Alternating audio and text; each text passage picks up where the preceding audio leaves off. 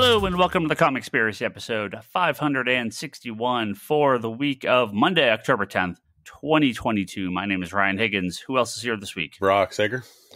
Kevin. And Charlie. Hello, everyone. Hello. New York Comic Con was this weekend. We have a bunch of news from that and other stuff. We're going to get right into it. A lot of comic news, surprisingly. I know Charlie want to talk about this. I want to talk about this. This is one of the big stories from New York Comic Con. We'll have a lot to say. A lot of people to yell at. DC Universe Infinite. We're going to get right into this. This is a big topic for us because, I want to call I guess I should look at the article. DC Universe Infinite is updating, or actually has updated as of today, and is now offering a brand new tier for its digital comic subscription. It's like Netflix. It's like one payment. You just get access to everything, like Marvel Unlimited. DC Universe Infinite Ultra is a new tier, $100 a year, up from $75 for the main one, I believe it is. And you get access. 100 is a promo price for a certain amount of time, and then it will go up. But I believe you're locking in the $100 price now, so it won't go. If you go in now, it'll keep you at the $100 a year price. That's my understanding. It says in the article, it says the pricing is available until November 28th and will remain valid as long as the user's Ultra annual subscription is in good standing and hasn't been canceled. What's it after that? Like 140, 120, 140? Okay. It's 120. Yeah, because it says 120 in Canada, 135 in Australia, and in New Zealand. No, it's 120 in US. In Canada, it's 140. Okay. Yeah, I don't. Oh no, wait, no, you're right. You're right. Yeah, I don't see I don't. I mean, I've read a couple articles about this. I read the press release. I didn't see what the price going up to was. But yeah, it's $99.99 for US. So what does this get you? So comics, digital comics available in multiple formats right now for anyone that doesn't read them digitally. You can get Comixology, which is kind of a la carte. You buy whatever you want, and they're available day and date with the physical comics. There is also Comixology. It's just Comixology Unlimited, right? That's just what it's called, which gets you access to like a ton of back catalog stuff from a ton of publishers. It's nothing brand new, but there are exclusives in there. Isn't all the Scott Snyder stuff is part of that, right? All the stuff that we're now getting, like their Comixology originals, and all the Comixology originals are part of that as well. So that's not you're buying individual books. That's like a Netflix model where you're subscribing, you get access to everything that's on the service at the current time.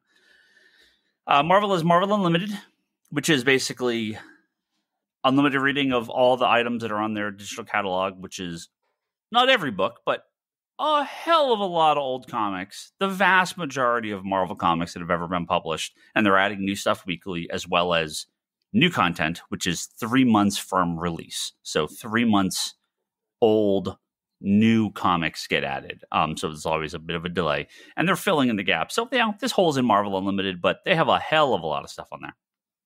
So DC launched DC Universe and DC Universe Infinite, and competing with Marvel Unlimited, and not as much, but they have quite a bit of stuff. Well, this new Ultra tier is going to get you access to tons of graphic novels, which a lot of those are, already kind of on the app already. So, I guess if you're like, I want to read Batman Hush, and you don't know what issues they are, you can just get the story arc. Do you not? They already had you own a thing to read it on. Just look it up on Google. They already had ways to look up like particular story arcs, kind of stuff, but it was still a little. One of my main complaints between a lot of these apps is if you read an issue of Green Lantern and the next issue is in Green Lantern Corps because of a crossover, it still queues you up for just the next issue of Green Lantern. Like, it does not do crossovers well. In theory, by doing the trade paperback thing, you will just read what would be part of a collected edition versus having to jump back and forth from series. Like, if you're just reading one title, it's fine. It's just from issue 2 to issue 3 to annual to the next issue, etc. So they're adding that. They're adding Mad Magazine. They're adding Vertigo and Black Label. Now, which a lot was already on there to begin with. Right. I know this I thought was interesting. 5,000 titles from Vertigo, DC Black Label, and Collector's Edition. What wasn't on there? Like, I mean, you're gonna have some new, okay, so like some random stuff, but it's not like Sandman wasn't on there or Preacher. Like the big books are on there, so yeah. I'm not sure what Black Label and what Vertigo stuff would be exclusive to Ultra. I'm kind of. That didn't make a whole hell of a lot of sense to me. It might be just like when it's released, like because it's that you get everything a month after it's released. We're not there yet. Well, there is no Vertigo, so everything's old. So I'm not sure what that is because Vertigo doesn't do anything new. Maybe they're bringing Vertigo back. So I mean, it's possible that there's going to be select older Vertigo random shit that will be on Ultra, but like. So my guess is some of the stuff that they didn't get around to single issues, they will just put out in trades, and trades are exclusive to... And the trades, yeah, so I can say that. It's like, I guess if you want to read Egypt, what Vertigo books would not be on there? The Ed Brubaker's one-shot Prez, is that on there? That's two Prez mentions in a row on this podcast. Moon Shadow, was that I think I've reprinted it a Vertigo, right? Like, so I have no idea what the hell would be on there. Moon Shadow is back at Dark Horse now.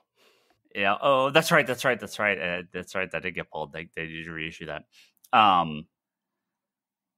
But the big news, the real big news, is that DC Universe Infinite Ultra. That's a mouthful too.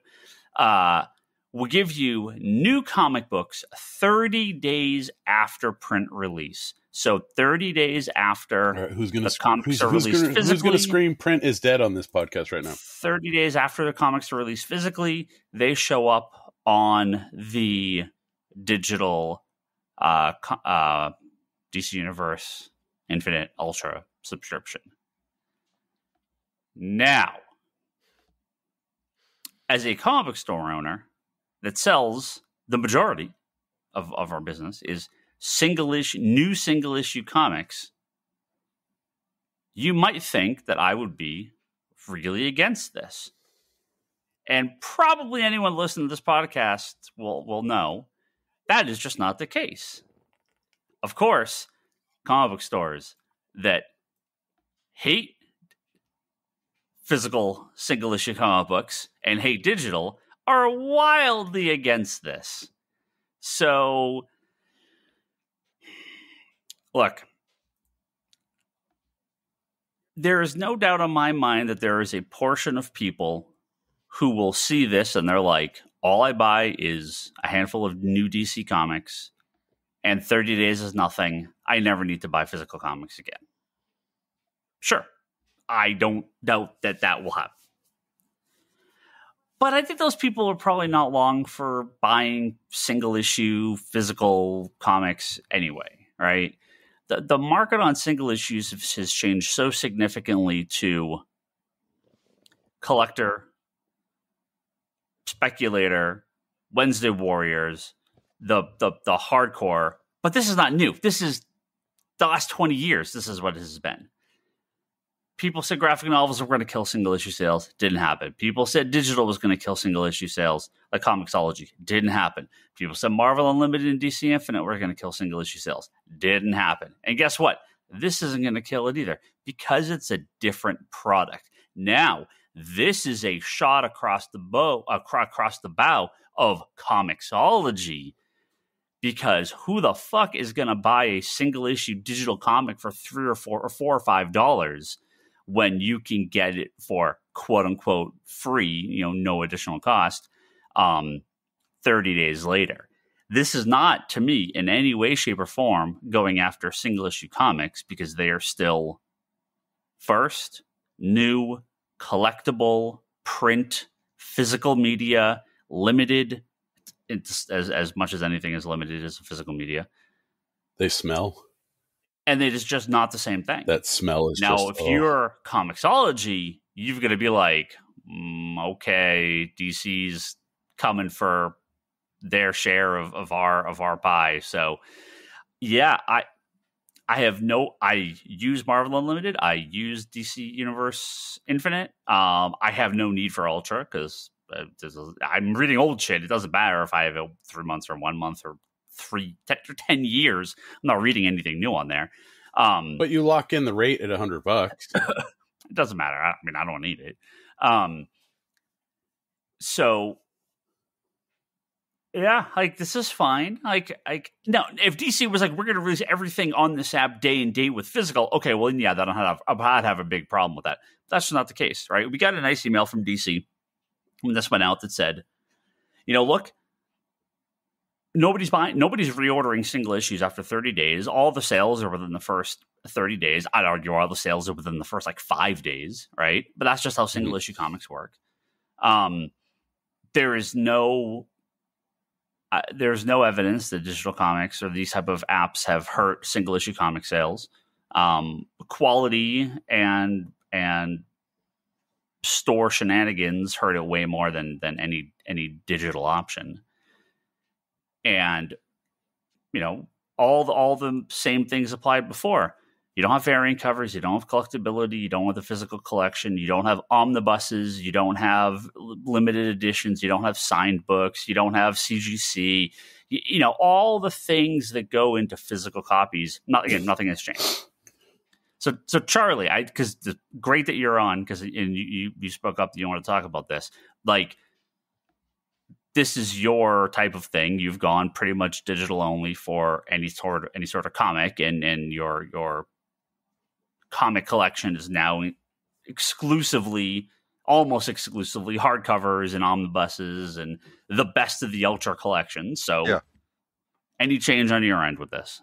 Sort of, actually. The first thing that actually got me really excited about this is, since I made the shift of not working in the shop pretty much at all, when we've got into some of these big events like Dark Crisis, or we've had any creator on to talk about what's upcoming, I'm always at least 6 months back to be completely out of touch of what's going on leading up to these events or Charlie, that kind of thing. Charlie, I got 3 long boxes of shit I haven't even read. I'm working at the shop all the time.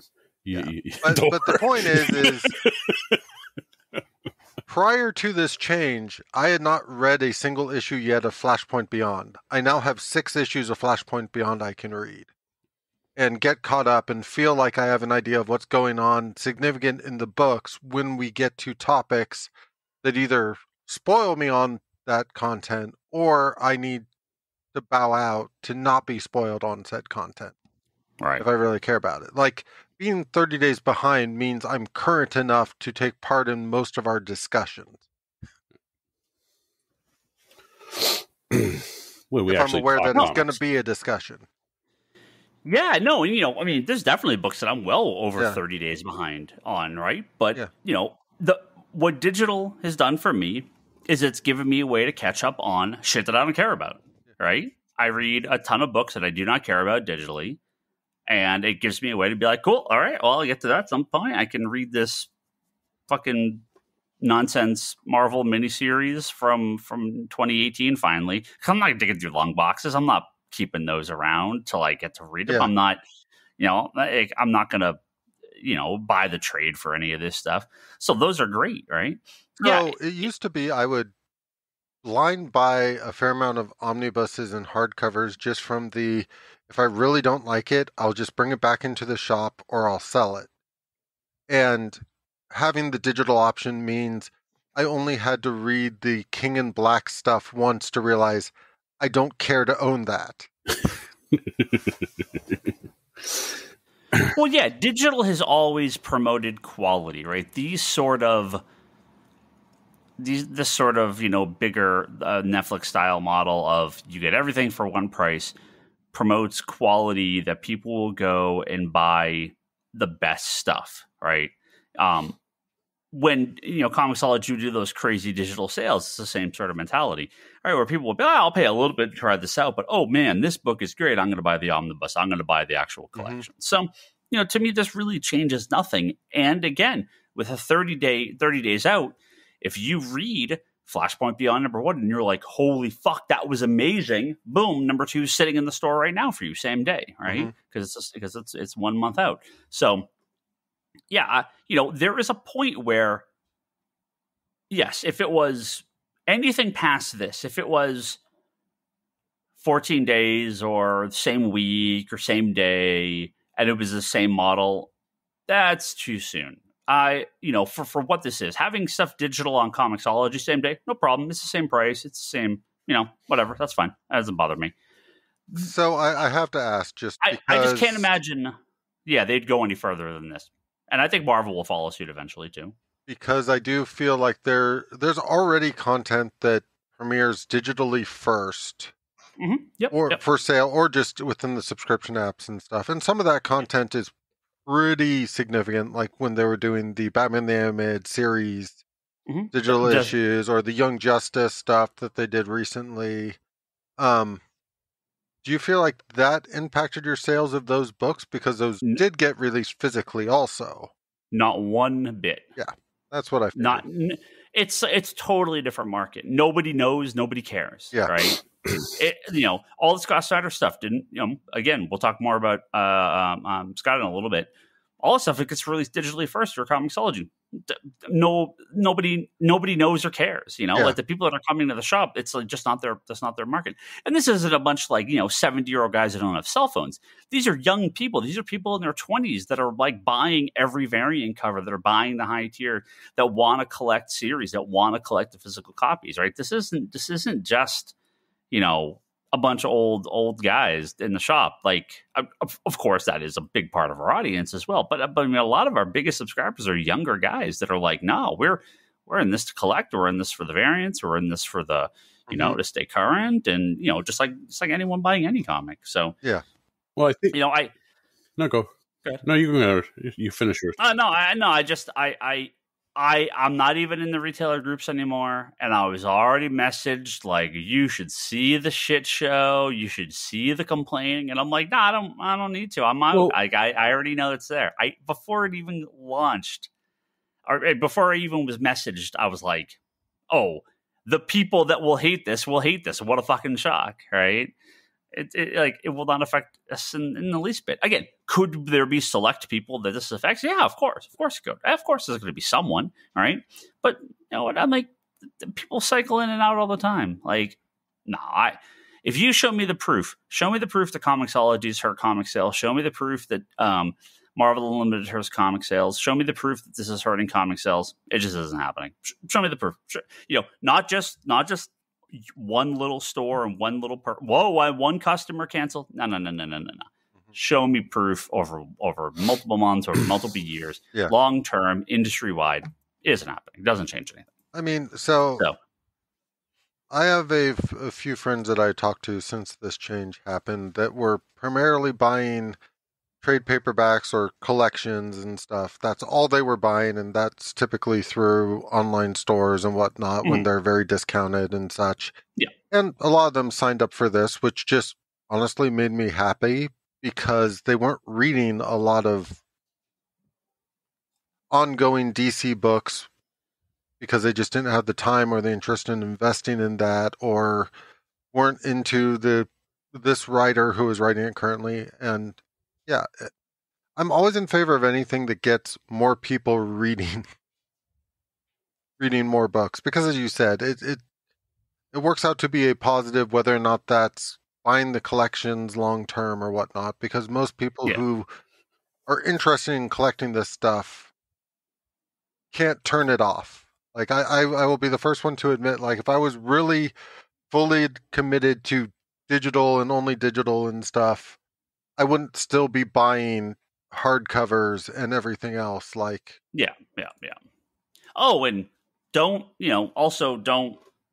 look, this is not aimed at you, Charlie. This is not aimed at anyone in particular, but there are certain people, there's a certain type of people who are going to be there, and they're only going to buy when the omnibus is 75% off on an Amazon mistake discount, or they're going to buy at some crazy price. There's all the groups. I understand this. And then there's the people that buy a full price the day of release from comic stores. You get a different audience, right? there's a lot of stores complain about Lunar, the distributor for DC Comics, because they're owned by DCBS, right, which is the discount comic service. They are not competition for us because they operate on a totally separate model. They are a web-only pre-order deep discounter, right? Yeah. In stock trades is the same thing, right? That is not our model. They are not competition for us because we are not on this. It's like Amazon is not competition for us, right? So this DC Universe Infinite, it's not really competition for us because it's not directly competing in the same market for the same products at the same time at the same price. It's very different. So I don't, there are things that those companies can do that can hurt comic stores, but for the most part, I don't feel that any of them really do.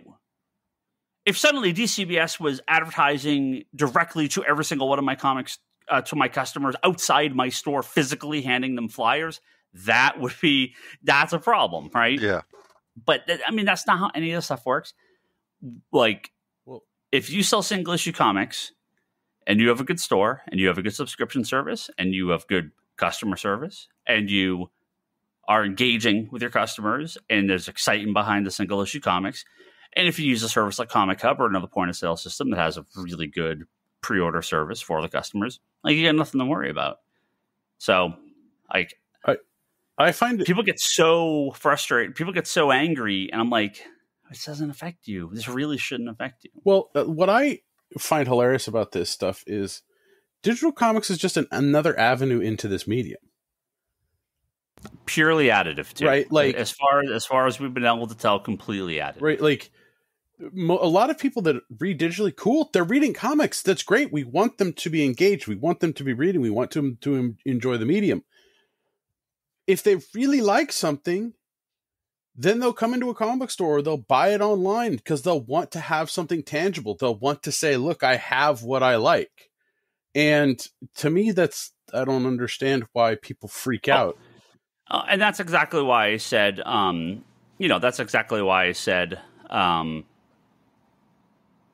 it promotes quality, right?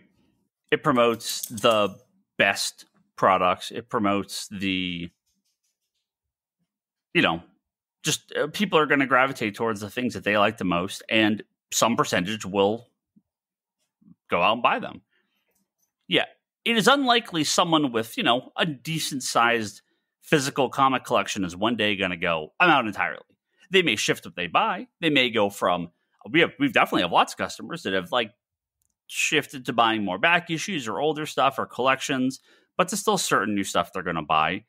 They were going to shift out anyway, right? Mm-hmm. Digital may keep some of those people around, keep them reading, keep them in the ecosphere, and then they come into the comic stores when there's something they really want. Some people leave and come back. When Comixology completely shit the bed, we definitely got customers that were like, yeah, I was buying a lot of my comics digitally, but this sucks now, so I'm just going to start buying them from you again or more from you. And I'm like, awesome. I'm like, yeah, cool. So it's the ebb and flow of the market. Like, yeah, I'm actually tempted to do this, right? I don't. You have Marvel Unlimited in DC Universe yet? Nope. No? Oh, I thought you did. No. But like, I'm tempted to do this just because it's like, like it's $100. It gets me access to things. I'm probably behind on stuff anyway. So just like you said, digging things out, if I can just breeze through like stuff, I might just start doing it more. Right. Because you figure if you're reading 100 books in a year, you're only spending $1 each to read those. Oh, yeah. Right. Yeah. Well, it's, not only that, I definitely have had collectors who are like, must buy everything, right? And those people burn out because it's just not feasible, right? These type of things you could still test a lot of product, not have to worry about the physical copies, still stay in, still buy the stuff you really, really like. And again, I would prefer customers that buy less stuff, but over a longer period of time, because they're going to just buy more and add more to their collection. And, that they're committed, as to someone that gets a lot of stuff, but then just totally flames out, right? Because it's like, it's really hard. There's a lot of comics out there. It's like, no one should be sitting there trying to buy everything. So, now if DC suddenly like a half of our line is going away and it's digital only, well, now we have a problem because that does affect the store. We're going to move it the same day release as digital. Well, Comixology isn't going to stand for that, and comic stores won't stand for that. So there is too far. There are points where you could go too far with this, but select digital exclusive products with print editions later, no problem. Well, and the thing is this actually might, like, on some small level, I don't know that it could ever be, something that could be tracked or, like get like actual data on, but. Like Charlie has like 6 issues, not like a Flashpoint now beyond he can read. But if somebody's reading Dark Crisis #1, right, and they're like, oh, I like this, and they want to come in and actually get the physical one because they don't want to wait that long, right? It might actually keep those physical numbers up a little bit instead of dropping off so drastically, especially like with issues 2 and 3, right? Because you have that peak of sales at #1 and then the drop. Yeah, I mean, a lot of that's I'm not saying it's like it's not going to be this huge amount, but I'm wondering if there's a small amount that, like, it's the same thing with like how many people actually come into comic stores after watching movies or TV shows or something, right? Sure. Right? People do, but it's not like in droves. Well, it can be. The problem with that is we order way ahead of time, so it's not like we can if customers are coming in for issue 2 because they just read issue 1 digitally, we're not going to have copies, right? I mean, if it's a ton of people, so there's it doesn't really translate over, but it could definitely keep people coming in and picking up physical copies for the best stuff, and maybe reducing that slide issues 4, 5, 6 in, right? If some people do transition over to physical, I don't know. We'll see. Again, I'm not super concerned. And physical single issue new release comics are 50-60% of our business. I mean, if we see a huge drop in comic sales from DC because of this, I mean, sure, I'll admit I'm wrong. I just don't expect it. When Marvel went 3 months from 6 months to 3 months, a lot of retailers freaked out. Didn't affect anything, right? 3 months to 1 month. I just don't.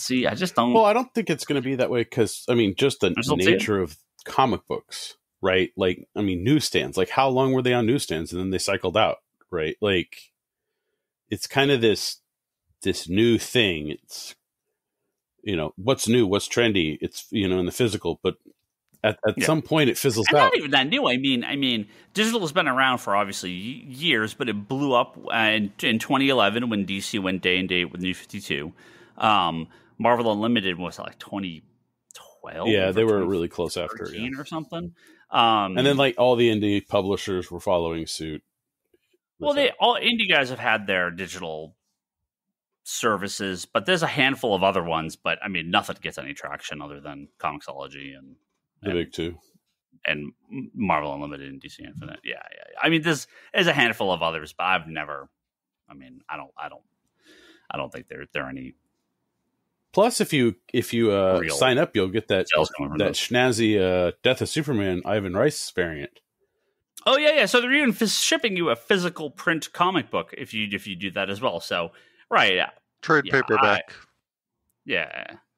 No, it's a comic. It's the Death of Superman, the 80th anniversary or the 30th anniversary special. Yeah. If I recall, it's the deluxe, but it's the trade paperback version of the deluxe, not the hardcover.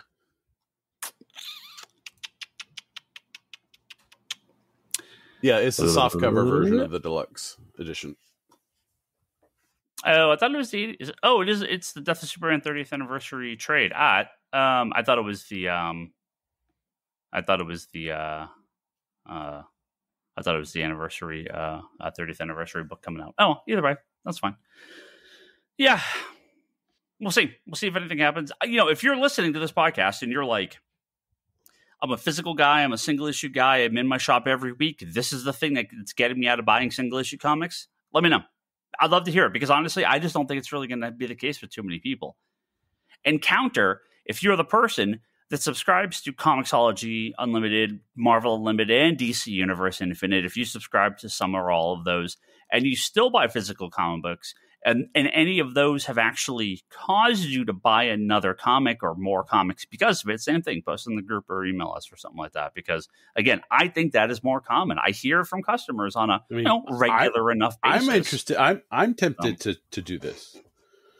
Right? And I don't do digital. I mean, yeah. So, I mean, for you, it's you casually read through the books that you weren't going to buy or read anyway. So, and catch up on random stuff and read some old stuff. And yeah, I mean, none of these have affected the sales of omnibuses or epic collections or the price of old comics. It's a totally different market.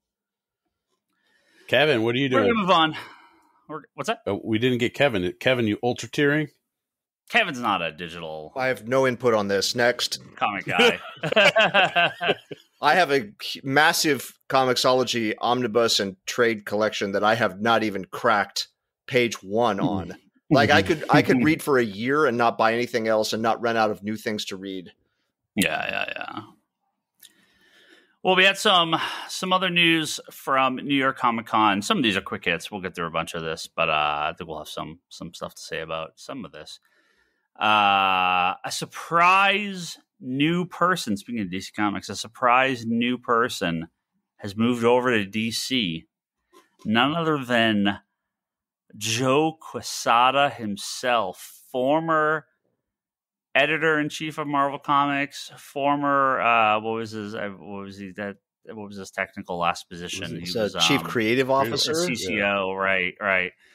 Before leaving Marvel entirely, Marvel, not just Marvel Comics. He just left. He's like, I'm done. The Disney section of Marvel. He is now obviously freelance, but doing some covers for DC. He's going to be doing some variant covers for Batman, and clearly more. Obviously, he's not coming in just to do this.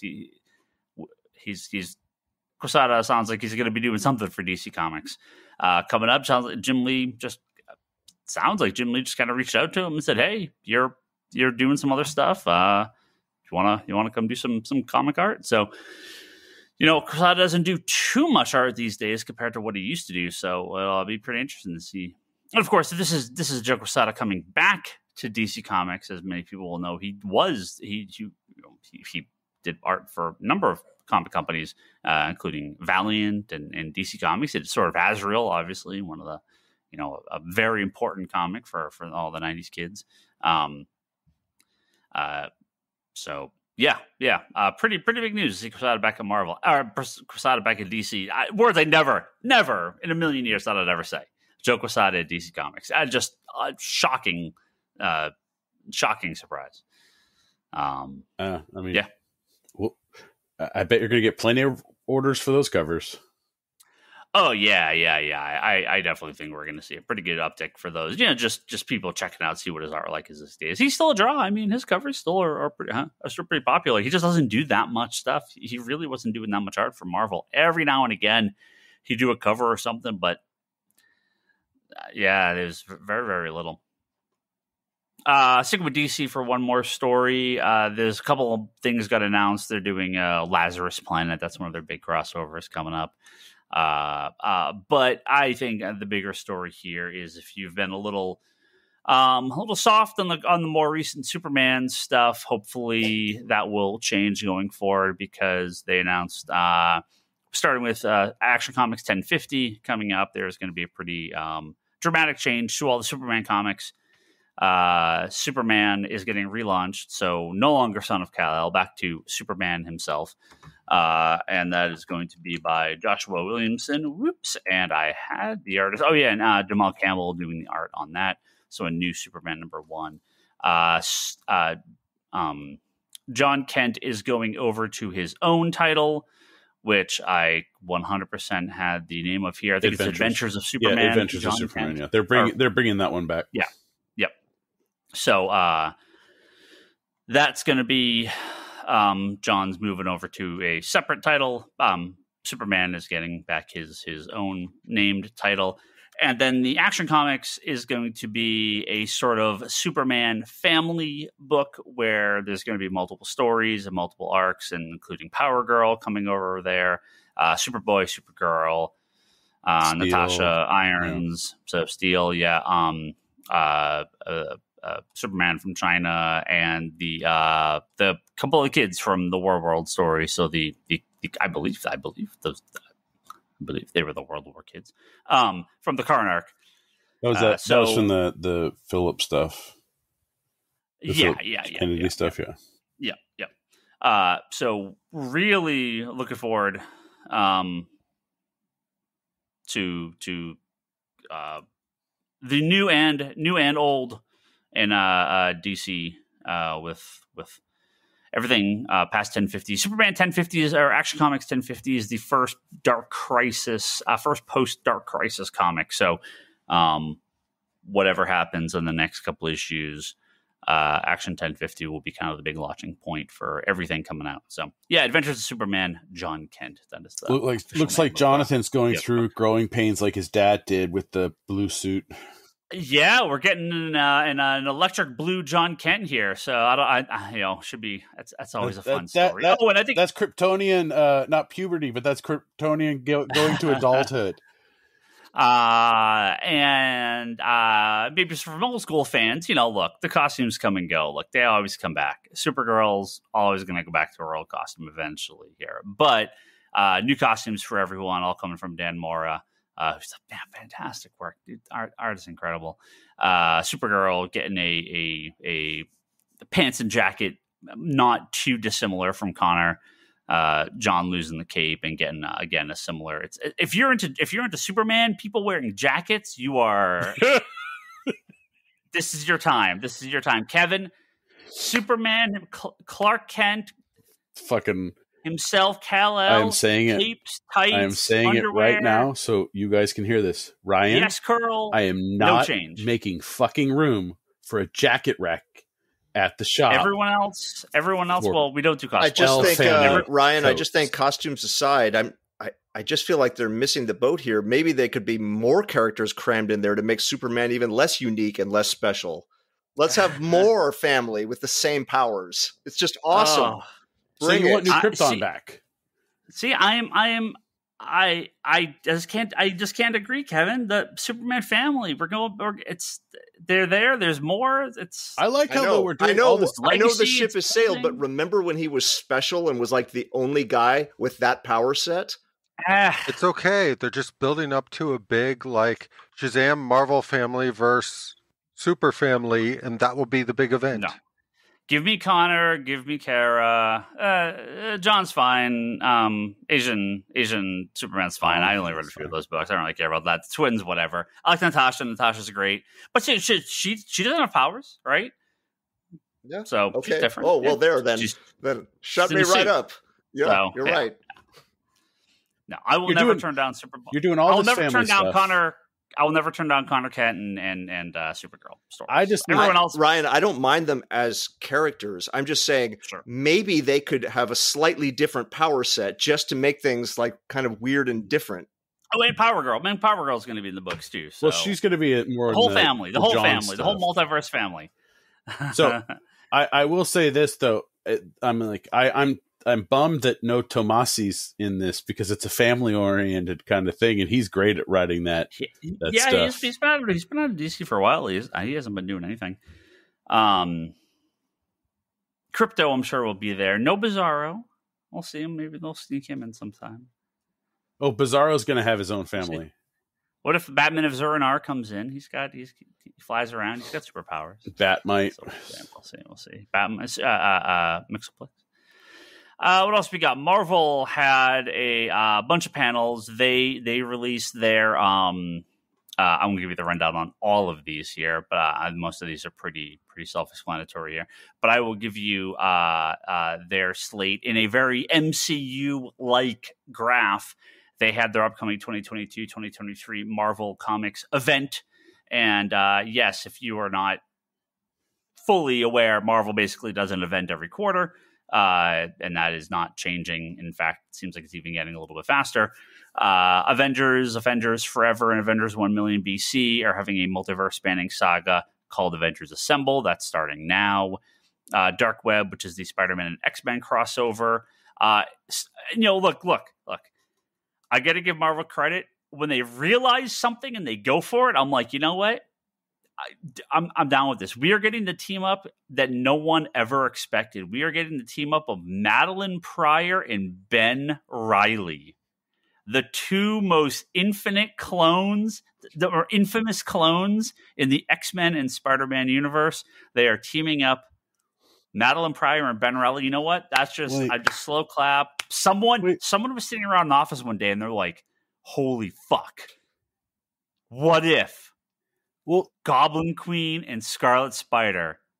Well, this is supposed to come out of the classic Inferno crossover? I don't think so. No, that's what it says. It will fan the flames of the classic Inferno crossover. That's just where Madeline Pryor. That's her. Okay. That's her Goblin Queen. That's her big arc. Just. Yeah. Okay. If you read that, you might like this. Sins of Sinister coming. It's the non-main line X-Men crossover. So it's crossing over Immortal X-Men, X-Men Red, and Legion of X. Jesus Christ. And there's going to be So how's those SOS titles selling? Well, they're all getting replaced. So they're going to relaunch a couple of those X-Men books. Wait, is that Moira book in here in this grouping? Yeah. Okay. Sure. Yeah. No. Well. Hold on. We'll get to that though, Okay. Kevin. We'll get to that. We'll get to what I hope. Captain America: Cold War again. This has already been announced, but this is Captain America: Sentinel of Liberty and Symbol of Truth crossover. Bring back Nomad. Yeah. All right. Of course, lots of MCU-ish tie-in stuff with Wakanda and the White Wolf, Bucky's new persona. They have another SOS title? SOS, Sins of Sinister. No, Summer of Symbiotes. During the summer, of course. Jesus. It's been a minute since we've had a Venom crossover, so once again we are getting Venom and Carnage, and the new ongoing Red Goblin comic is getting a crossover. Summer of Symbiotes. Is it symbiotes or symbiotes? Symbiote. And finally, Kevin, the moment we have all been waiting for. Finally, this comes out in fall of 2023. Our long national nightmare may finally be over. The Fall of X. Here's the tagline. The X-Men hoped Krakoa would last forever. Time to find out if they were right. We're getting baseball back, baby. Gray Malkin Lane. Oh, my stars and garters. Beast is going to be back. We're going to do it. Yep. Kitty Pryde's no longer a pirate for some reason. It's going to this fucking dream. They just have to do the Moira thing. She goes back in time and just make it so none of this ever happened. I mean, they have it out, right? They have it out with Moira. Just be like, yeah, remember that fucking crazy, weird dream we had where we were all immortal and we came out of Gold Ball's balls? Yeah, let's just pretend that. Let's just go back to fighting the fuck's his... I'm gonna say the Monster Society of Evil. The Brotherhood of Evil Mutants. Let's go fight Magneto on Asteroid M. Some shit. Yeah, that's good. Let's go see what Blob and Toad are up to. Yeah. Real X-Men back. Let's do it. Well, the question is it Fall of 10? Krakoa nonsense out of here. Fall of X. Yeah, Fall of 10. Or is it Autumn of X or Autumn of 10? Fall of 10. God, I am so... I want to go back to those House and Powers episodes where we're like, man, this is like the best. I stand by that, man. They're still good. Those two series I stand by every positive thing I said. Despite them being released in the stupidest way, yes, they're really good. I just baffled how bad Marvel has treated the X-Men over the last couple of years. Just unreadable garbage. I've read most of it. Just awful. Every single book, top to bottom, start to finish. Just you're not liking Axe? No, so I'm not at Axe yet. I'm getting there, but it is like you could tell they have no story. They have no idea what to do. It's just somebody turns in a script and says, "Slap an X on it." Fuck it. We'll just kind of spin around in Krakoa, and we just don't let's know let's throw some adjectives on these books. Where to go with any of these stories? Yeah. Put a Mark Brooks cover of Emma Frost on it. That's sell. Let's do the Hellfire Gala again, because that worked, I guess. Like, it's boy. So, please put this era of X-Men out of my misery. Just please. Let's move on to anything else.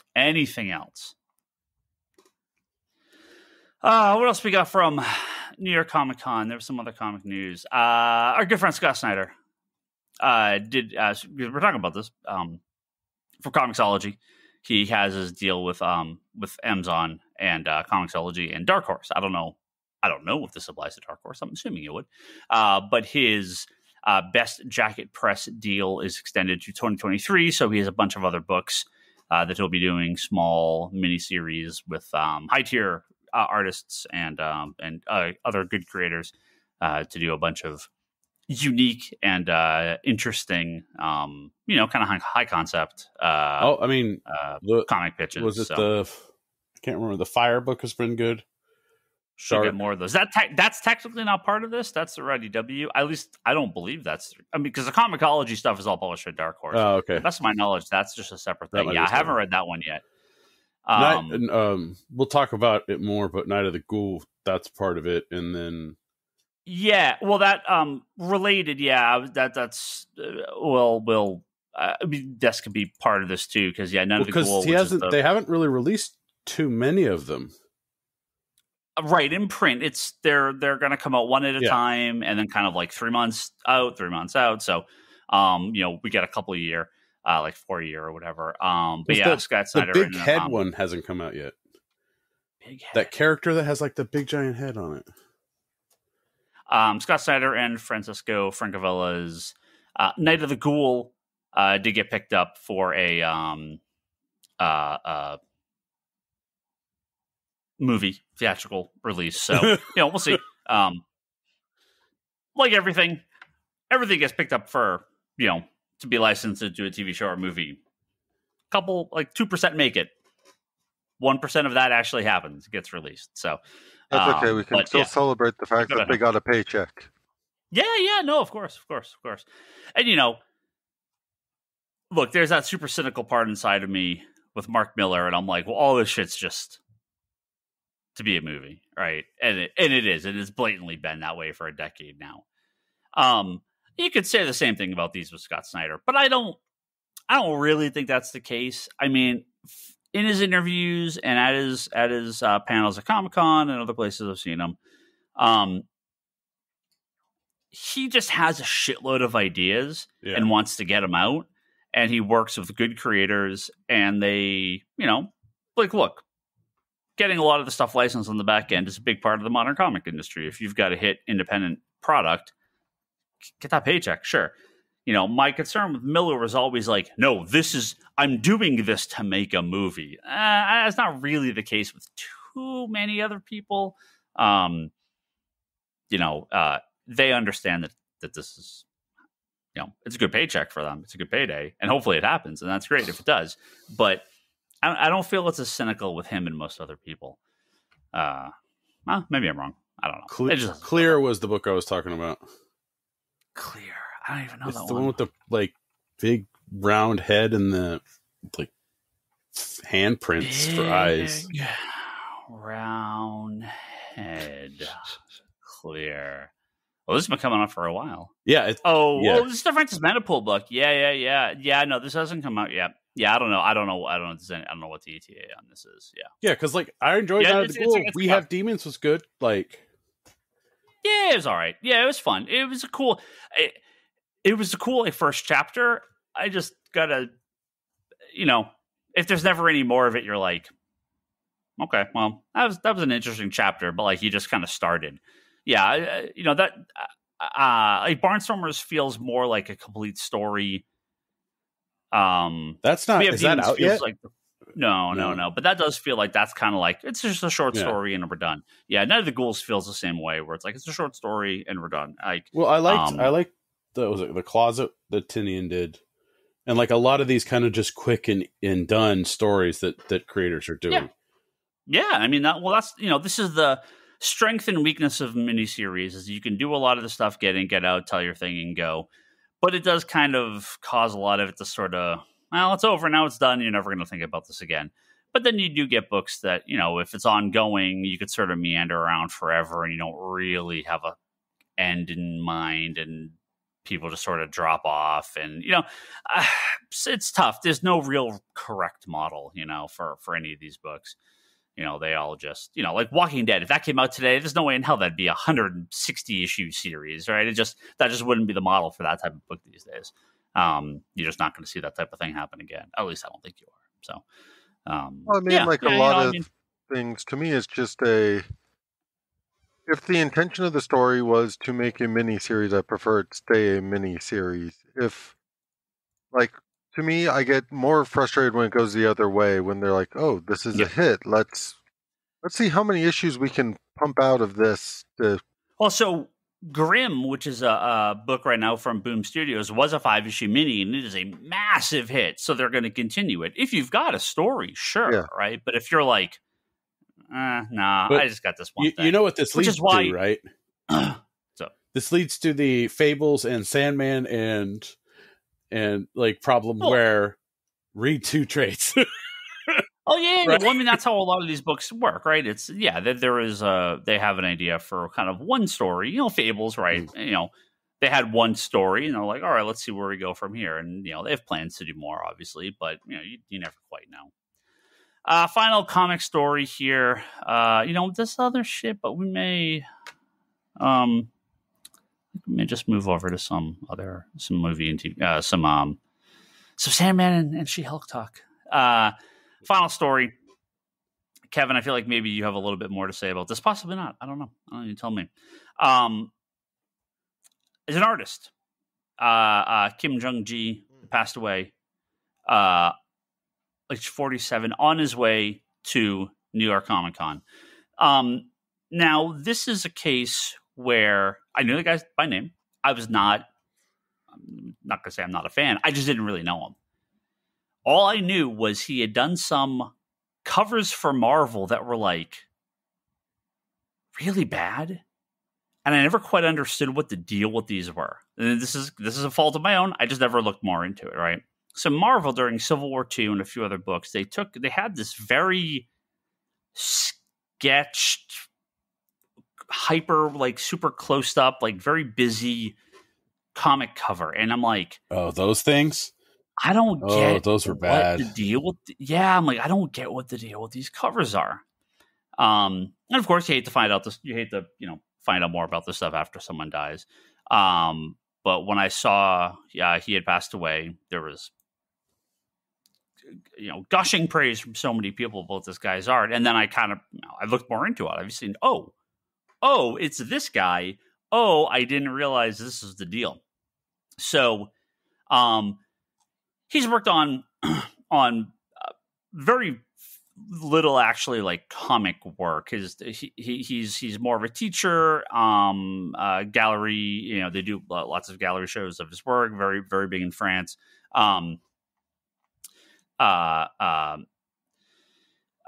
He what was his some Korea. I think I had the list here. Tiger and the Long Tail and Paradis. Those are some of the books he worked on, but these were, again, stuff released in France and Korea, things that I don't think really got too much of a release here, or at least didn't really hit like mainstream, but became very popular at comic conventions and became very popular in like the teaching circle for having possibly the best memory in the artistic world and being able to do these massive drawings purely like first time through, no layout, by memory, and no reference, and just, they're fascinating to go look up this guy's art. Now, the problem with what Marvel did was they took this really cool piece of artwork he did and chopped it up into these tiny little, and it was blurry, almost like out of right, exactly, like out of focus. Yeah.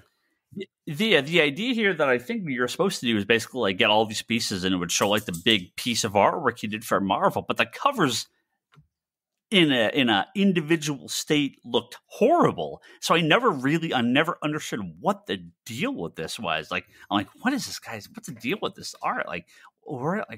It just didn't make any sense to me, right? But now, having seen the real piece and all this stuff, it's like, oh shit, dude, this guy's really talented. Incredibly talented.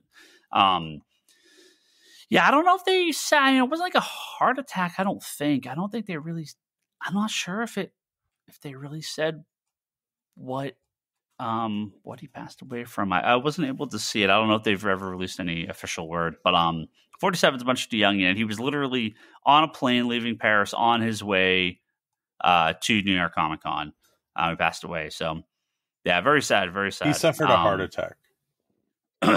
It is a heart attack. Yeah, the article. But you can see the if you see pictures of his table at New York Comic Con this year. Yeah, all the testimony. They left a blank table for him with the paper cover on it, and all of the testimonials there, not only from fans, but I mean from his fellow professionals.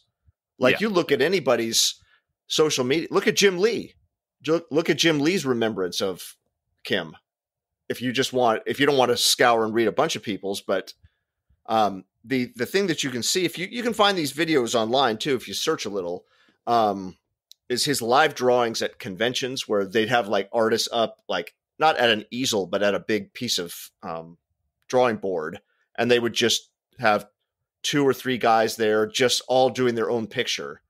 And the amazing thing, Ryan, you just touched on him, is he would walk up to this paper with an ink brush and just start going.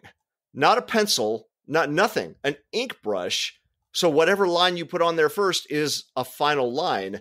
And then you just step back after the time, however long they're drawing for. It's different times in different videos. And it's where the F did that come from? It's like a masterpiece that you just cranked out up there with no reference, no layout, no rough draft, no whiteout. You're just working with ink from the word go. It's amazing. But yeah. Yeah, I watched one of the videos and it was pretty fascinating. People just don't, it's almost like an act, right. You're like, how did you do magic? That? Yeah, it's very strange. And I've watched artists draw, and I watched Leanne draw, and art to me is magic. They see something I don't, right? So for every artist to look at this guy and be like, holy shit, right? That's how this guy's like an artist's artist, yep. Right? So yeah, it's pretty fascinating. According to the article here, he would frequently tell his students, because he was a teacher, to imagine the memorable moment of the day and combine mental images with what they saw while out and about. So, I mean, I think that speaks volumes to kind of just the type of person he was, right? Yeah. Pretty surprising, pretty amazing stuff, and I hate kind of finding out about some of these guys, when it's too late. Well, definitely. I mean that. Let your favorite that was artist Marvel's fault on that one, because that was they really butchered that one. I feel like they were just I understand what they were going for, but the mentality of the collectability ruined the artistic vision of the piece.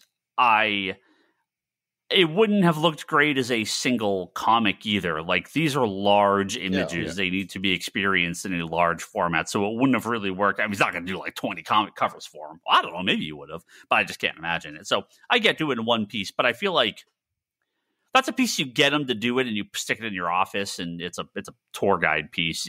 Don't put that on a comic cover. It didn't translate well because you could go look up those more. I believe it was all Civil War II, if I'm not mistaken. Yeah, they were Civil War II ones. Yeah, and just something about it just doesn't translate to the broken down comic cover because it's too small. Again, it was like we talked. It was like this blurry, weird looking thing that didn't Yeah. Yeah, it was an odd piece that I didn't understand. So how many comics would you have needed to put together to make the full image on that? That's a good piece. Yeah, it was like 18 or 20 or something like that. I think they all had. I think it was all like, yeah, whatever his. They broke it up into so many, and shops stopped ordering. I mean, we stopped ordering them. They look so bad. So I mean, this looks like 1, 2, 3, 4, 5.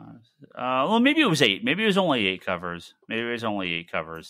But still, yeah, it was just such an odd decision. That I just didn't translate correctly. But now it makes more sense. But yeah, very sad, very unfortunate. I'm super curious to see all 8 put together and see if it's just it wasn't marketed correctly or if it really doesn't. No, the regular piece is great. Like the full piece is pretty cool. Yeah, it just well, no, but what I mean is the full piece in the 8 comics put together. Does that still look like crap, or is it just when you only see 1/8 of it? Does it not translate what you're basically? This sounds like the kind of thing where if they were doing a big piece to put together that was all like Jim Lee art, you would have promoted the crap out of it and had an idea of what you were. Well, with this one, Charlie, because I saw these when we got them in. It's not only is it chopped up, but it's also kind of like zoomed in, and so it makes it very fuzzy. And instead of like a clean cut and like this is the size they want this, we're going for the crispness.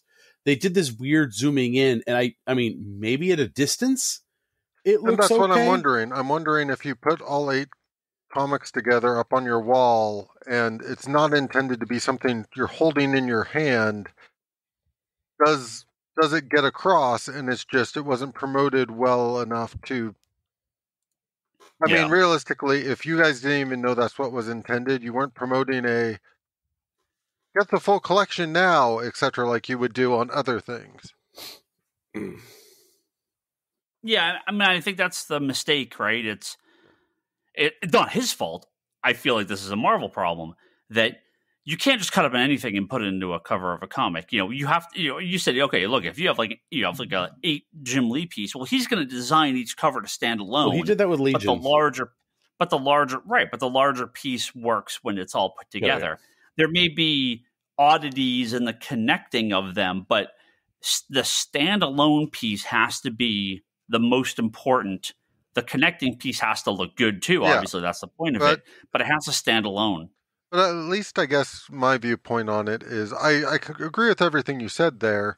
But there's a big difference between, and we've seen covers like this before, where this is the Century cover, this is the Spider-Man cover, this is the Wolverine cover, and you don't necessarily know it's making a whole team shot for New Avengers if you just look at the individual covers. Right. No, I'm sure this was promoted as, this amazing piece makes this. But what I'm saying is if you're not aware that that's what this was, they did a shit job promoting it because you of all people should have been aware that's what they were doing. Right. Again, I'm sure they promoted it and I just went, okay, yeah, sure, whatever. But it just for some reason, it just didn't look right when I had no real memory of this was like the point of this. But yeah, I get it. Well, remember, there was so many covers for those Civil War books. Like it was just you're like, I don't even know what I'm ordering. I'm just ordering whatever at that point. Yeah. Kevin, we can wait and talk finale of She-Hulk and Sandman next week. Okay. Or I can answer a question and we can talk about Alan Moore. I got one more in me. What do you want?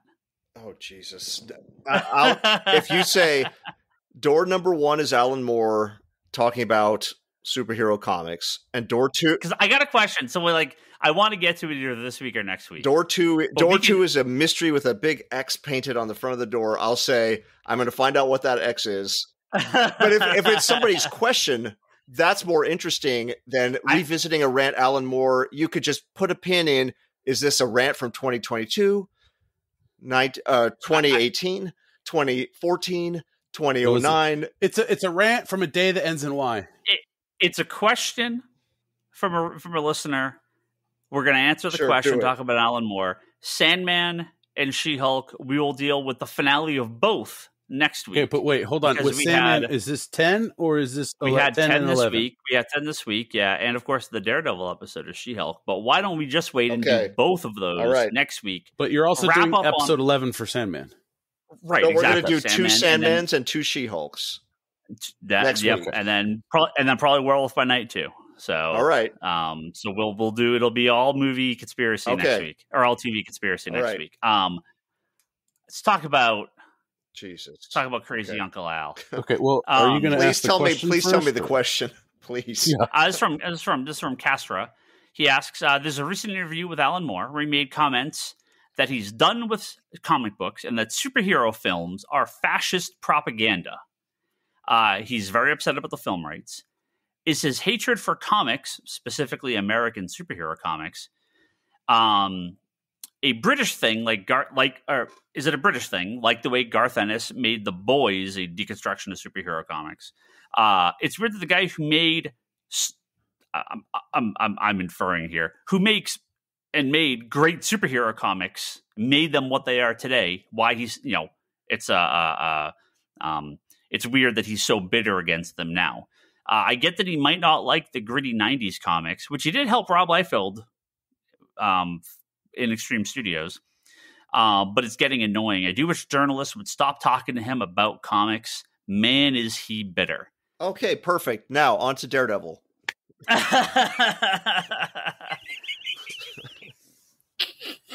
So the headline the last couple days that's been going all over the internet is comic Watchmen writer Alan Moore says superhero films leads to fascism.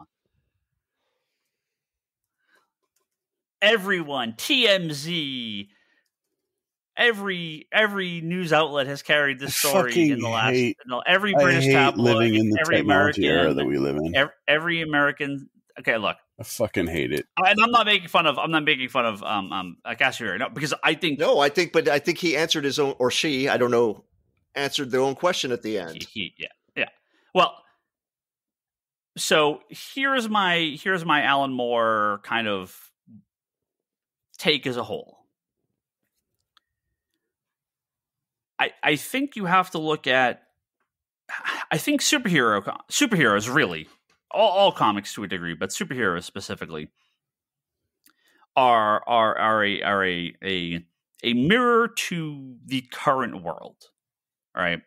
In the 30s, you had complete anti-establishment, where the superheroes at the formation and the pulp heroes prior to them, they were not only against the crooks, they were against the cops too, right? I mean, they were against authority in general because both sides were equally as bad. All right. We get in the 40s and post-war 50s. Superman and Batman became the police, right? They were basically the neighborhood cops at that point, right? I mean, you see the shift in society to the suburbs and the white picket fence and everything like that. In the 60s, Well, you also have seduction of the innocent time during that. Right. Well, sure. Right. So right. it's in the company's interest to make them the neighborhood cops. Right. In the 60s, obviously, the world completely changes. And Vietnam and the superheroes, Marvel Comics is looking at it as not just, these fuddy-duddy guys in tights and capes. It's the real world. It's problematic. It's very outsider art again, right? Like things shift so heavily in the 60s. 70s, it continues down that path. The 80s, where Alan Moore comes in, right? It's extremely cynical. The world becomes a very cynical place, especially when it comes to politics and the belief of the power system. But his reading was in the like people of his age, he would have been in his 20s, and so his reading in the 60s and 70s, right? So he was reading those comics, the British versions, and some of the American stuff. And so he's him and Neil Gaiman to a degree, and Grant Morrison, and guys that came shortly after. They're their view of superheroes comes from that era of cynicism, and which is correct, which I think it was good for the time. The problem is I just don't feel like he's modernized his viewpoint for what they are now, because as much as I hate to give, Mark Miller any credit for anything, the 90s comics kind of became that, the cool, we're going to kind of emulate cool 90s stuff, 90s pop culture. And then guys like Morrison and Moore totally saw 10 years early. They were both a decade early on this. The rise of social media and the rise of superheroes as celebrity, right? That's exactly what the Boys TV show is sort of tapping into. Less so the comic, more so the TV show. So I don't think Moore's wrong in a lot of the stuff he says, but I don't think he approaches it from the changing perspective of society, because I think his view is stuck in that time, and I think that's accurate, right? At the time, it was accurate. I think Watchmen and the Boys are probably a more likely representative of what would happen in the real world if there was superheroes. But the great thing is there isn't, and we're not living in that world. So I have a hard time wrapping the rise of Trump and MAGA to the MCU. Like that doesn't really square in my head. I think most people still are reading superhero comics with the ideals of, great power comes great responsibility. And, these are aliens from faraway lands that are here to help humanity. I don't think most people see him as, I want to be. There's obviously some people that are like, I want to be the Punisher, right? There are some people that are like, Wolverine's cool, Hell, all these superheroes are. You would never want to be any of these people. There's a story, that gets passed around all the time where Alan Moore is like, he made Rorschach to be like the most horrible person of all time. And people were coming up in the streets being like, Rorschach's the coolest. I want to be like Rorschach. It's like, well, no, you wouldn't. No one would want to be like Rorschach, right? No one would want to be Batman or the Flash or Spider-Man. They live horrible, horrible fucking lives, right? But you could see the inspiration of these characters, and through their struggles, how they can improve themselves and their family and society till the next big villain attack. But that's just a cycle of comics. They're more parable, they're more fable, they're more like a Bible story than they are, this is a actual true. This is the way we should handle things, because it's all done very kiddie and very cartoony, and it's more of a moral story, morality tale than a factual path forward.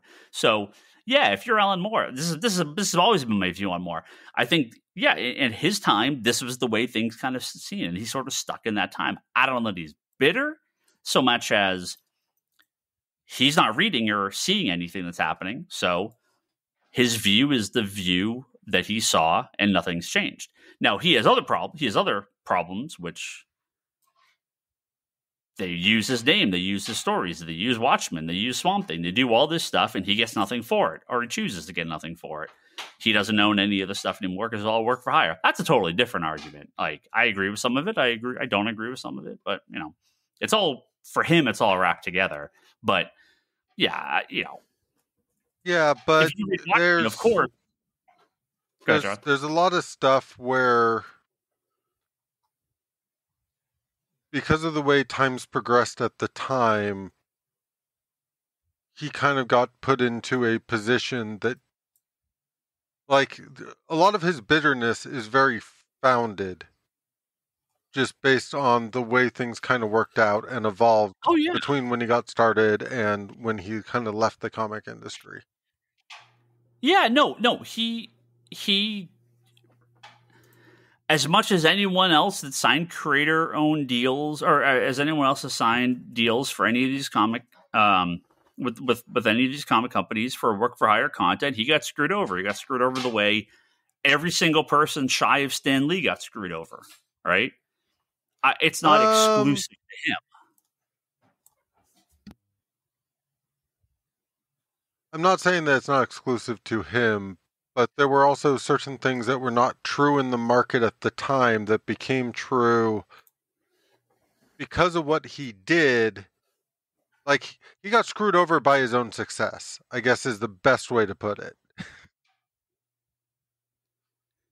Yeah. As well as some of the other people. Like, the fact that they hit the success the way that they did kind of led to changes in the industry that actually screwed them over. Oh, yeah. I mean, they sold Superman for $500, and it became, in the 30s, a multi-million-dollar industry, right? So, yeah, Well, I'm just, with more, I'm specifically referring to the changes in trade paperbacks and that kind of stuff with a lot of that stuff. Part of it. Like, yeah, it's part of it. No, I guess all I'm basically saying is there's a lot of very good documentation out there about how he reached the point he's at now that we don't necessarily need to go over on the podcast. But, like, it is one of those things where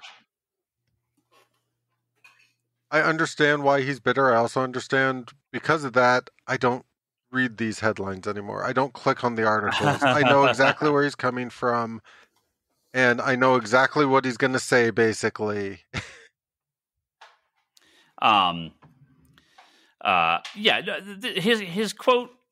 His quote now is a retelling of a quote from 2011, but he said, "I said around 2011 that I thought it had serious and worrying implications for the future if millions of adults were queuing up to see Batman movies, because that kind of infantilization, the urge towards simpler times, simpler realities, that could very often be that can also, I cannot read apparently right now, so that can lead to fascism. Sorry, the biggest movies in the world are superhero movies, so we are headed towards a fascist state. Like, I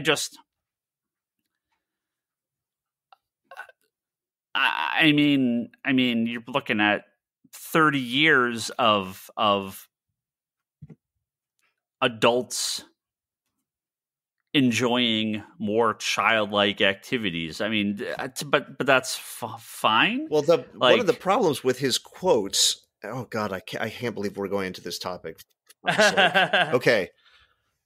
One of the problems with his quotes is his argument is comics and superheroes are a thing for children, and it's a bad sign when adults in a society are holding on to these childish things and wanting these simple, like, black and white, like, go punch the bad guy who, you solve your problem with superpowers and force.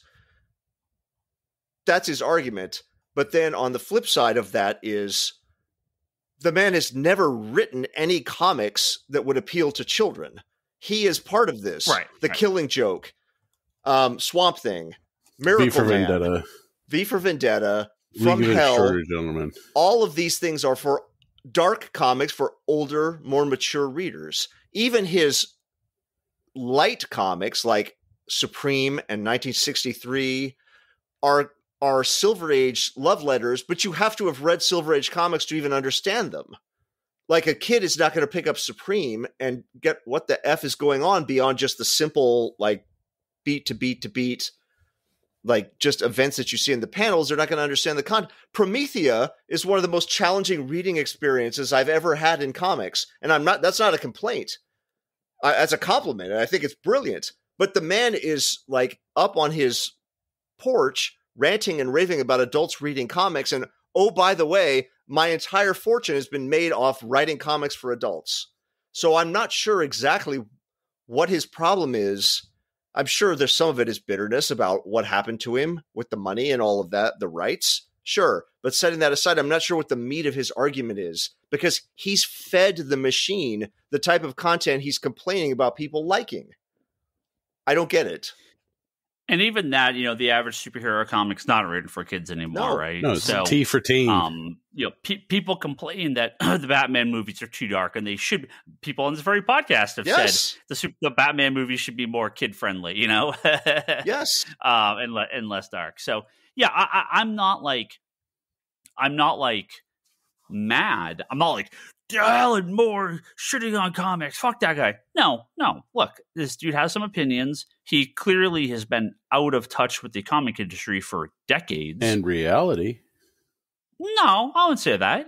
But he has very specific opinions that I think match his time in the comic industry, and they're just not accurate to what the world is today. And Well, because he was in his 30s when he wrote Watchmen. Yeah. Right. And so he was, and then he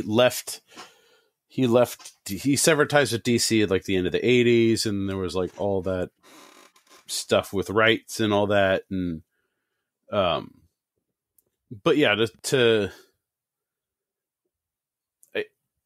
I find it like his comparison to fascism is it's a stretch, because I don't understand. Like, I understand what he says about simpler times and going back to the way things were. That's something that fascism like feeds on, especially with its propaganda, in that, go back to when it was, you thought it was better, right? The problem is that it's feeding into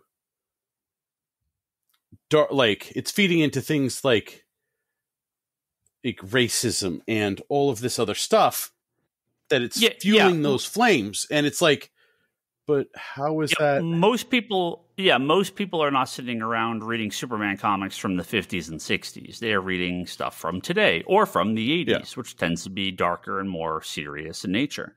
So it isn't that there's,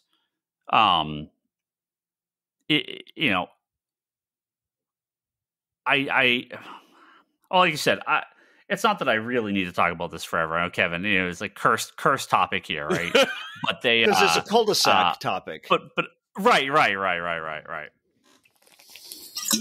But it was a question, and that is he bitter? Yeah, sure, of course. Does he have rights to be? Yeah, probably. Is he right? I don't think so. But I think we all agree. I wish people would stop asking him about this, because he's not going to say anything new. He doesn't want to talk about it.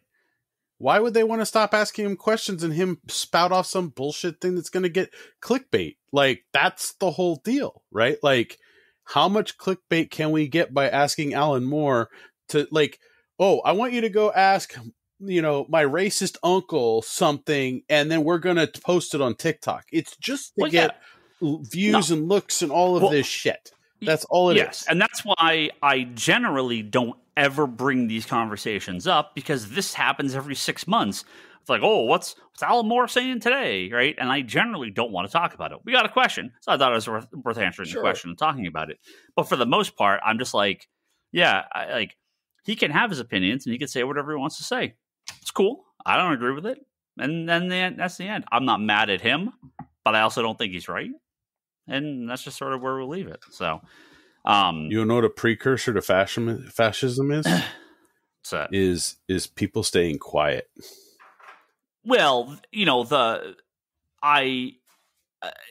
you wanna look at, if you want to look at the pro-fascists in the comic book industry, you got to look at Comicsgate, and you got to look at those people, right? Because that's the people, they are looking back for a simpler time that never existed.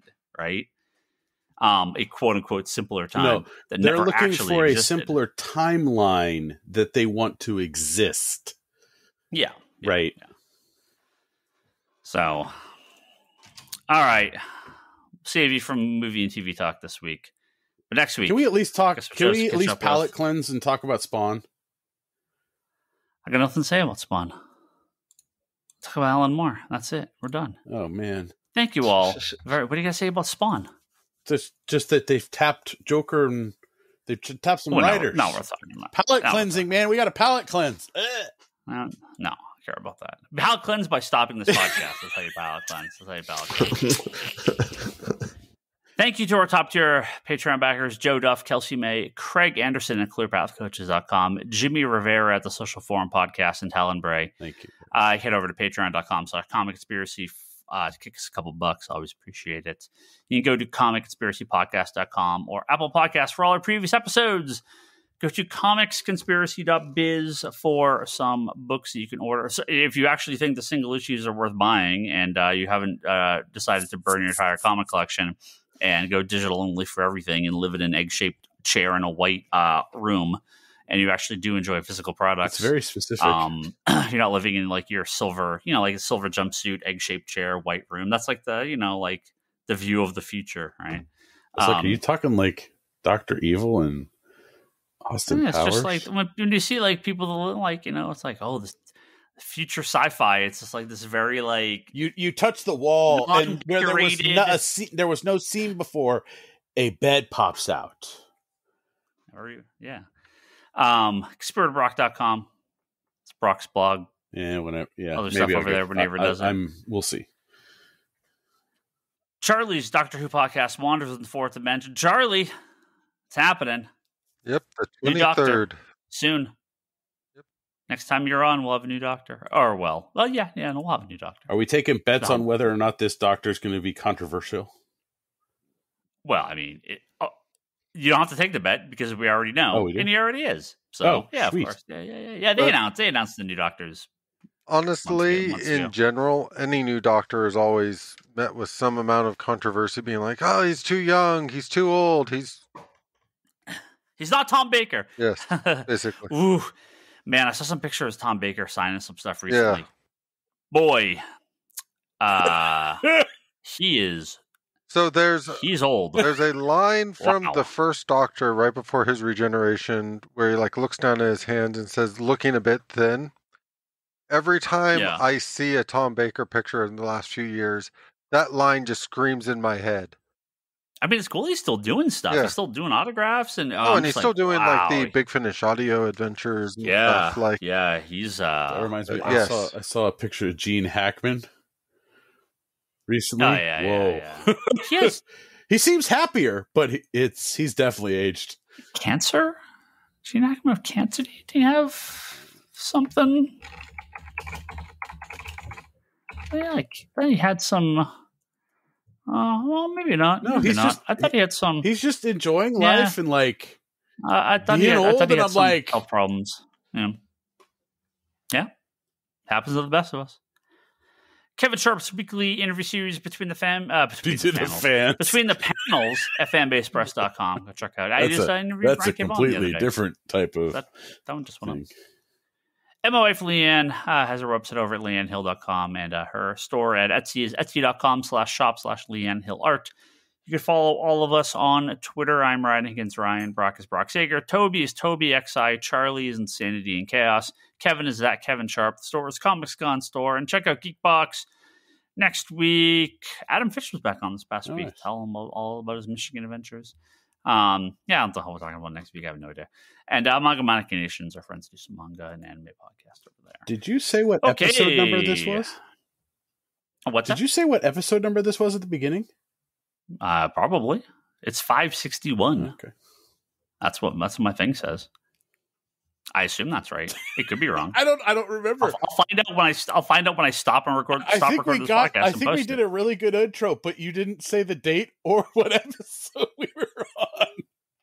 No, I'm pretty sure I did. Well, maybe I didn't, but I don't know. I'll stop this podcast right now and listen and find out. Sweet. All right, goodbye, everyone.